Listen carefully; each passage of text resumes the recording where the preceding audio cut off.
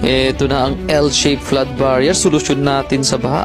Simple lang to pero sobrang talino ng gumawa nito. Bawat panel nito nasa 3.5 kilograms lang. Kasing nipis ng papel pero kayang harangan ng hanggang kalahating metro ng tubig. Ilalapag mo lang sa lupa. Tapos na yung problema natin dyan sa baha. Ang lupit pa. Pagka mas maraming tubig, mas nagiging matatag to. Kahit umapaw, hindi siya natatangay. Kumpara doon sa mga traditional sandbags na mabigat at mahirap dalhin, eto magaan to, mas madaling gamitin at mas mabilis ilagay. Ano sekreto? Ginagamit niya mismo yung bigat ng tubig para manatiling stable.